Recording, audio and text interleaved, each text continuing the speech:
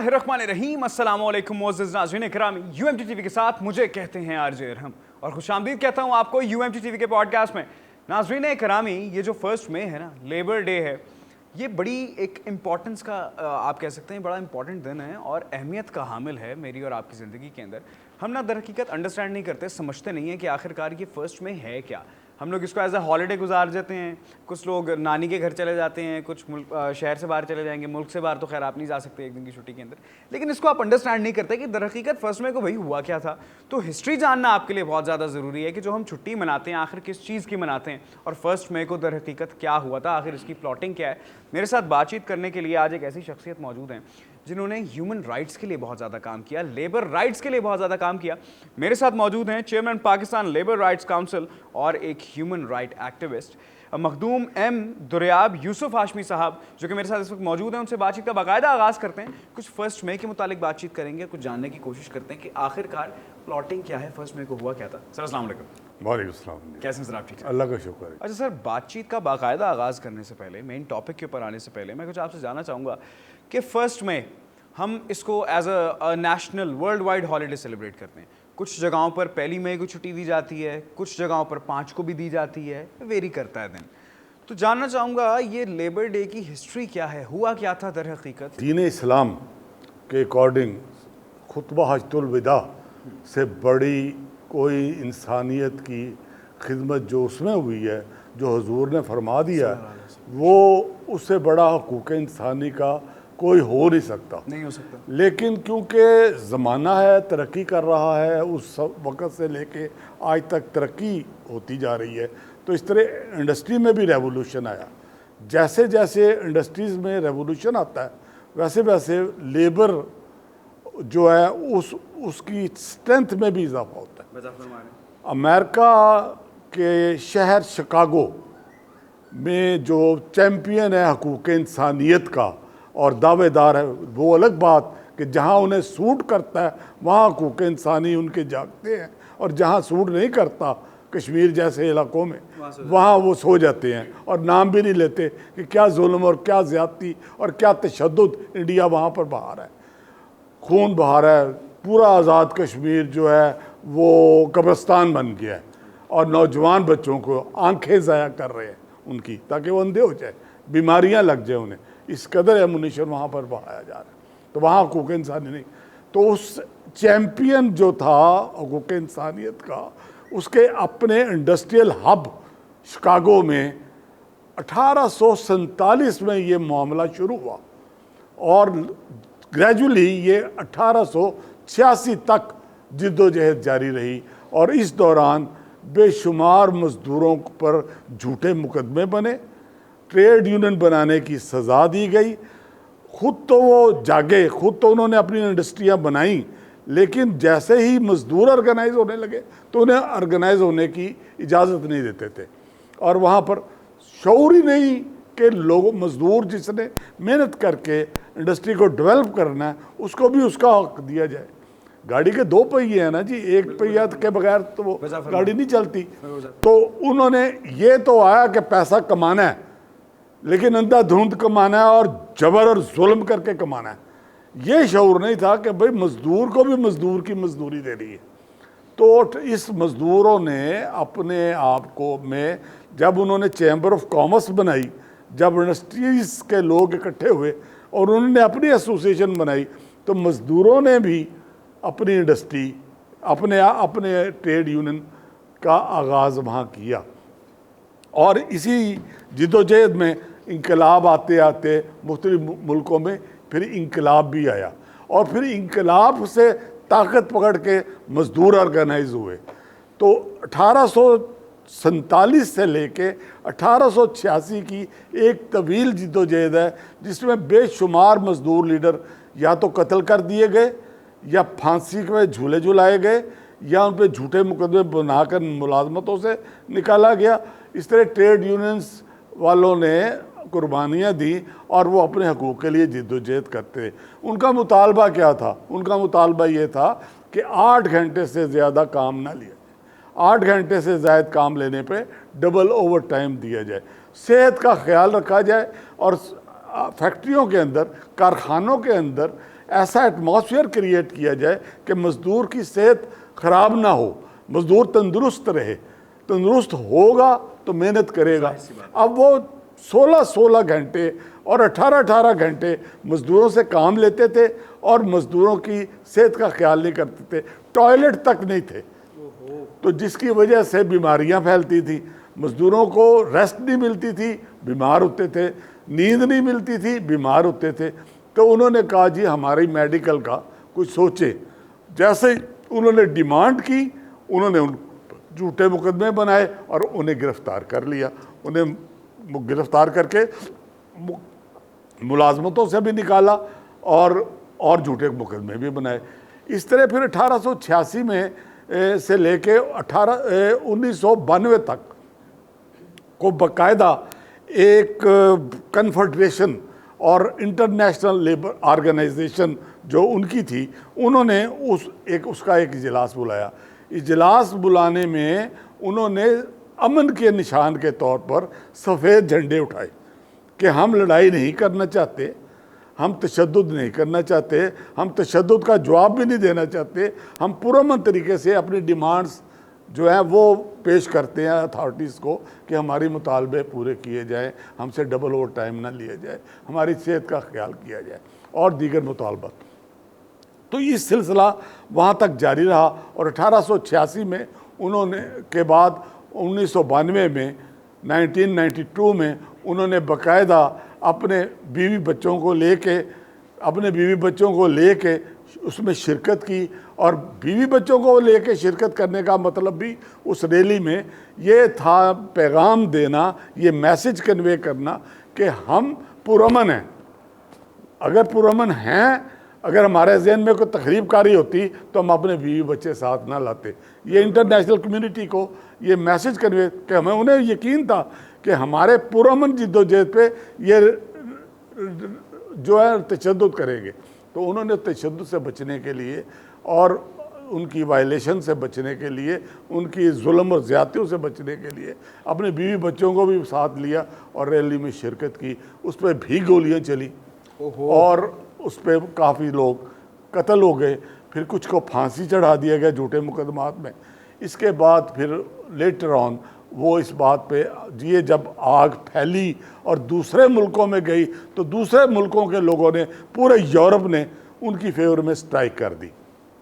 جب انہوں نے سٹرائک کی تو پھر مجبور ہوا امریکہ اور انہوں نے ان کے مطالبات منظور کیے اور پھر گورنمنٹ کے اسٹیٹ لیول پر یہ مانا گیا کہ مزدوروں سے 8 گھنٹے سے زیادہ کام نہیں لیا جائے گا. پھر جو گرفتار مزدور تھے ان کو ریلیز کیا گیا. جو پھانسی چڑھ چکے تھے وہ تو پھانسی چڑھ چکے تھے بغیر کسی قصور کے. تو اس کے باوجود پھر انہوں نے جب اپنی ڈیمانڈز منظور کروا لیں تو اس کو انٹرنیشنل لیول پر آج ILO بھی مانتی ہے, انٹرنیشنل لیبر آرگنائزیشن بھی مانتی ہے, دنیا بھر میں مزدوروں سے 8 گھنٹے سے زائد کام نہ لیے جائے. یہ اس کی ہسٹری ہے, اس کی پچھلی بیک گراؤنڈ ہے. اور وہ جو سفید جھنڈے لے کے وہ وہاں آئے تھے, وہ سفید جھنڈے اور ان کے کپڑے ان کی گولیوں سے چھلنی ہونے کے بعد, خون میں ڈوب جانے کے بعد سرخ نشان بن گیا. اس طرح ایک سرخ نشان کی بھی تاریخ مرتب ہوئی کہ مزدور کا جھنڈا سرخ ہو گیا. مزدور نے اپنے جھنڈے کو, جو سفید جھنڈا تھا, جو امن کا نشان تھا, اس کی بجائے اپنی گولیوں سے سرخ ہونے والے خون سے اس کو جو لت پت ہونے کے بعد وہ رنگا گیا خون میں, تو وہ سرخ رنگ اختیار کر گیا. اس سرخ رنگ سے انہوں نے جھنڈے کو اونچا کیا, بلند کیا, اور اب وہ دنیا بھر کے مزدوروں ایک ہو جاؤ کا نعرہ انہوں نے قبول کیا انٹرنیشنل لیول پر, حکومتی لیول پر, اور یہ ڈیمانڈز میٹ ود ہوئی. اچھا سر, ہم لیبر ڈے کی بات کرتے ہیں, جس طرح آپ نے ماشاء اللہ اتنی بریف تاریخ ہے وہ بتائی ہے اس کی. پاکستان کی اگر میں بات کرتا ہوں تو پاکستان کے اندر اس وقت مزدوروں کی جو تعداد ہے وہ کیا ہوگی؟ پاکستان میں کروڑوں, اس وقت 3 کروڑ بندہ جو ہے وہ پاورٹی لائن سے نیچے ہے. 1 کروڑ مزدور ملازمتوں سے نکال دیا گیا ہے اور کوئی ان کا پرسان حال نہیں. ریگولر لوگوں کو ملازمت دی نہیں جاتی, ٹھیکے داری سسٹم یہاں رواج پا گیا. پاکستان کی تاریخ میں جو آپ یوم مئی کی بات کر رہے تھے تو اس کے ریفرنس سے پاکستان کی تاریخ میں پہلی بار ذوالفقار علی بھٹو کے دور میں منوایا گیا کہ مزدوروں کا ڈے مانا جائے۔ اچھا محترم، مزدوروں کی حالت ٹھیک ہے، زمانہ بدل گیا لیکن ہمارے پاکستان کے مزدوروں کی حالت نہیں بدلی۔ بدل نہیں سکتی اس وجہ سے کہ کوئی بدلنا چاہتا نہیں ہے۔ یہ تو شعور ہی نہیں ہے کہ ہم نے حقوق دینے ہیں۔ یہ تو لوگوں میں سپرٹ ہوتی ہے کہ جی اگر کسی سے کام لیا جائے تو اس کو اس کی ملازمت کے پیسے تو ملنے چاہیے، اس کی محنت کی مزدوری تو ملنی چاہیے۔ اس کی مزدوری نہیں دی جاتی، اسے کم سے کم پیسے پہ رکھا جاتا ہے اور پھر جب چاہے نکال دیا جاتا ہے۔ آج پورے پاکستان کی تمام انڈسٹریز میں ڈبل ریکارڈ بنایا جاتا ہے۔ ایک ریکارڈ میں مزدور شو کیے جاتے ہیں، مثلا اگر ایک انڈسٹری میں 500 مزدور کام کرتا ہے تو انہوں نے 500 نہیں رجسٹر بنانا، انہوں نے 35 لوگوں کا رجسٹر بنانا ہے کہ ہمارے ملازم ہی 35 ہیں۔ تو اس طرح نہ صرف ان کو فیسیلیٹیز نہیں دی جاتی، سوشل سیکیورٹی، اب 500 بندے کی سوشل سیکیورٹی بھی بچ گئی، اس کی تنخواہیں بھی جو بھی کم سے کم دی۔ مثلا اگر کسی کو 3000 روپے تنخواہ دینی ہے یا 2000 تنخواہ دینی ہے تو وہاں پر دیتے تو 2000 ہیں لیکن لکھا جائے گا کہ ہم نے اس کو 30,000 روپے تنخواہ دی ہے۔ اب جو گورنمنٹ قوانین بناتی ہے کہ مزدوروں کی تنخواہوں میں، اب گزشتہ 3 سال سے تو اضافہ ہی نہیں ہو رہا تنخواہوں میں، لوگوں کی ملازمتوں میں جو تنخواہوں میں اضافہ ہوتا ہے ہر سال مہنگائی کے تناسب سے، آج مہنگائی اس قدر لے دے گئی ہے لوگوں کو کہ لوگ میٹ ود نہیں کر سکتے ایکسپینسز کو، ان اخراجات کو، یوٹیلیٹیز کے بل نہیں دے سکتے۔ آپ کو گیس اور سوئی گیس کے بل اور بجلی کے بل اس قدر زیادہ آتے ہیں کہ جو آپ تنخواہ لیتے ہیں یا جو آپ روزمرہ زندگی میں کماتے ہیں اس سے زیادہ آپ بجلی کے اور یوٹیلیٹیز کے بل پے کر دیتے ہیں۔ تو بڑی میزریبل کنڈیشن ہے جناب۔ اس وقت ٹھیکیداری سسٹم رائج ہے، وہ کہتے ہیں جی دیہڑی پہ لگنا ہے تو لگو، نہیں تو جاؤ چھٹی، ہم آپ کو نہیں ملازمت پہ رکھتے۔ اور انڈسٹریاں بند ہو رہی ہیں، انڈسٹری ہے بھی کوئی نہیں جو چلے۔ پاکستان کے اس قدر مہربان آئے ہیں۔ سر یہ جگہ پاکستان کے اندر مزدوروں کے لیے معاشی وسائل کا نہ ہونا شاید مین وجہ ہے کہ آج پاکستان سے جتنا لیبر طبقہ ہے، مزدوروں کا طبقہ ہے، وہ لیبر ویزا لگواتا ہے، کینیڈا چلا جاتا ہے، یو ایس اے چلا جاتا ہے، آسٹریلیا چلا جاتا ہے، دبئی چلا جاتا ہے۔ لیکن سر آپ کو کیا لگتا ہے؟ مجھے پرسنلی یہ لگتا ہے کہ مزدوروں کے لیے باہر کے ملک کے اندر حالات پاکستان سے زیادہ خراب ہے۔ جی وہاں پر خراب تو ہیں لیکن وہ لیبر کو اس کے پیسے دیتے ہیں، لیکن اچھا لیبر کو پیسے جو وہ دیتے ہیں وہ پاکستان کی نسبت زیادہ ہوتے ہیں۔ ایک تو پاکستان میں روپے کی قیمت گر رہی ہے، ایسا ہی ہے، تو وہ آٹومیٹیکلی بڑھ جاتے ہیں پیسے وہاں کے ان کے ڈالرز کے حساب سے، تو وہ وہاں کے، لیکن وہ وہاں پر انہی جگہ پہ رہ کے خرچ کر سکتے ہیں اپنے گھروں میں۔ پہلے یہ تھا کہ وہ گھروں میں بھیجتے تھے پیسے، اب وہ گھروں پہ بھیج دیں گے جو کہ بھی نہیں رہے۔ بتا فرما رہے ہیں انسان حالات وہاں وہاں پر ہی گزر بسر اپنا کر لے، وہاں پر ہی گزر ہونا مشکل ہو گیا جی، اتنا پیسہ ویلیو ڈاؤن ہو گئی۔ ناظرین گرامی، ایک ایک کمرے کے اندر جو ایک کمرہ میرا خیال ہے جس کے اندر ایک بیڈ کی گنجائش ہوتی ہے، 15-20 لوگ جو ہیں وہ باہر کے ممالک کے اندر رہ رہے ہوتے ہیں، اور بیڈ کے اوپر بھی منزلیں بنائی ہوئی ہیں۔ ایگزیکٹلی یہ کہنا آسان ہے کہ میں پاکستان چھوڑ کر چلا جاؤں گا، میں باہر جا کر لیبر کر لوں گا، باہر جا کر مزدوری کر لوں گا، یہ صرف کہنا آسان ہے، اور کہتے ہیں نا دور دے ٹول سہانے۔ محترم، مزدوروں کی جو زندگی ہے اگر میں بات کروں، دیکھیں آج لیبر ڈے ہے، مزدوروں کی زندگی کو بہتر بنانے کے لیے کون کون سے اقدامات ہیں جو کرنے چاہیے، اور ان جنرل ایک مزدور کی زندگی کس طرح سے بہتر ہو سکتی ہے؟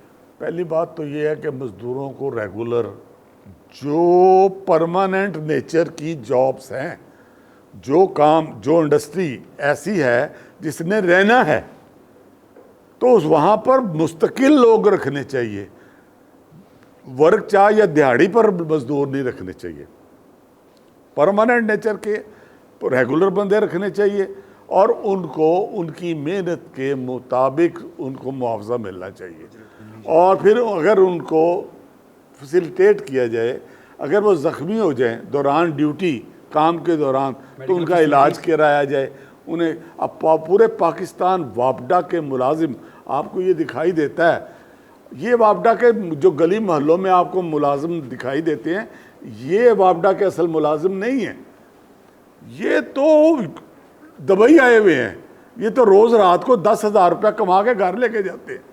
اصل وابڈا کا ملازم وہ ہے جو تربت کے پہاڑوں پر بیٹھا ہے، جو بلوچستان کے پہاڑوں پر بیٹھا ہے، جو پختونستان کے پہاڑوں پر بیٹھا ہے، وہ وہاں پر کام کر رہا ہے، وہاں پر الیکشن کر رہا ہے، وہاں پر پولوں کی تنصیبات میں حصہ لے رہا ہے، اور وہ اگر گر کے مر جائے تو کہتے ہیں یہ ہمارا ملازم ہی نہیں ہے۔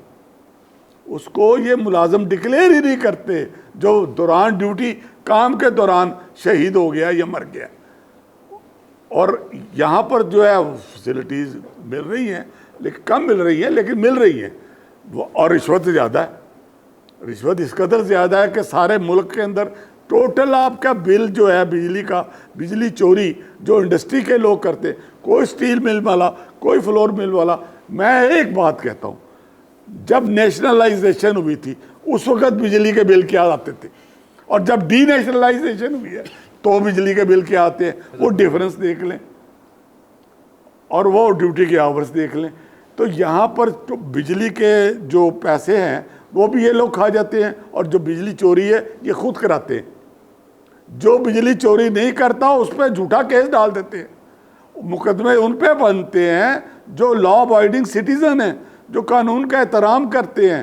جو قانون کا احترام نہیں کرتے اور ان کو رشوت دیتے ہیں، وہ کوئی بندہ ایسا بچتا نہیں جو ان کو رشوت دیے بغیر رہ سکے۔